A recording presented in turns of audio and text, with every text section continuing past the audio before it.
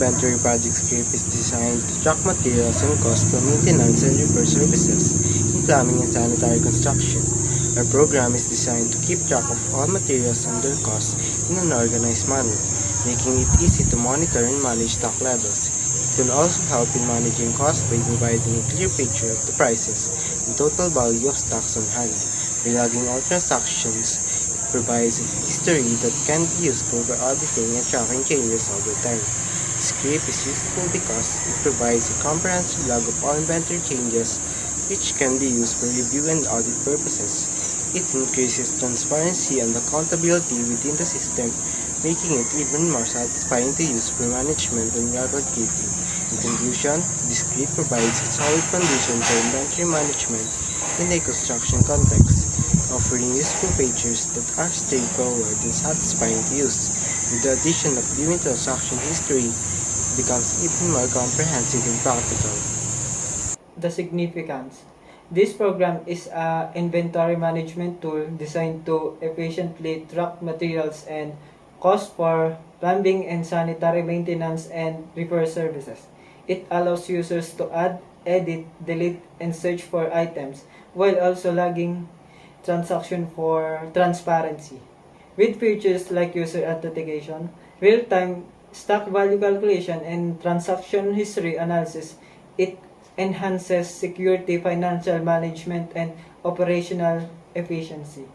And it supports sustainable practices by focusing on green construction materials, making it a comprehensive solution for managing construction inventories effectively. Featured use. Number 1. We use print function. We output text and variables to the console. Number 2. String creation. Creating a string, we use single quotes and double quotes. Number 3. We also use white space character in strings such as /n for new line and different string methods like using upper parentheses and lower parentheses. Number 4.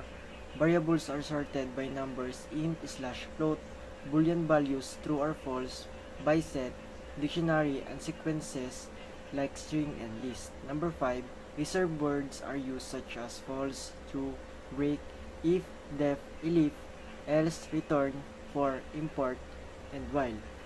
We use comparison, arithmetic, and assignment operators like percent for modulus, plus sign for addition, minus sign for subtraction, double equal for returns true if both x and y are equal, greater than equal for returns if x is greater than or equal to y, less than equal for returns true if x is less than or equal to y, plus equal which is equivalent to x is equal to x plus 1, and minus equal which is equivalent to x is equal to x minus 1. Number 7. We use selection statements such as if statement, if else statement, and if elif statement. And last is built-in function and user-defined function. Built-in function, we use print parentheses or len parentheses. User-defined function, we use def to encapsulate reusable code. Reduction using the print function na prints po siya ng greetings. And next naman po is we have authentication. We produce a username and user password. So the SE1202 is the username and the group 8 is the user password. So sa inventory naman po is nag-search po kami ng mga materials for sanitary construction, and yung mga prices is sinerch din po talaga namin yung mga usual na price na each item. So sa transaction history, nandiyan yung empty list. Sa mga function, nandiyan ng add items, delete items, search items, yun the inventory, yung add transaction, and the transaction history. So sa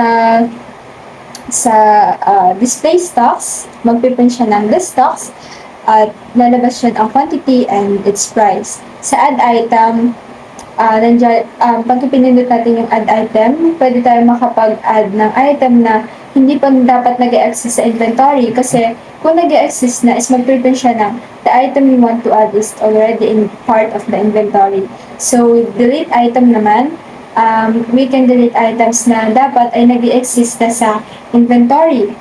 Dahil kapag wala doon yung item na yon, magpiprint naman siya ng the item is the item we want to delete is not part of the stocks. Next is the edit item.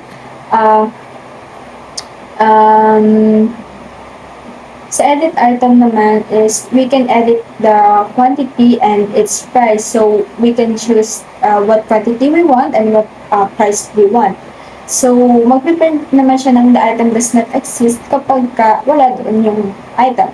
So sa next naman is yung search item. So kapag nag-search tayo ng item, lalabas siya yung information about it, the quantity, and its price. So the display transaction history, nandiyan naman yung mga transaction history. Syempre lalabas siya na no transactions added if wala tayong hindi natin pinindot yung add transaction. So syempre sa add transaction, pipindot tayo doon. We can choose between add and deduct. And then, after that, lalabas na siya sa transaction history. So, lastly is the outro naman. So, nag-produce lang po kami ng message, written message para sa outro. So, yun lang. Thank you.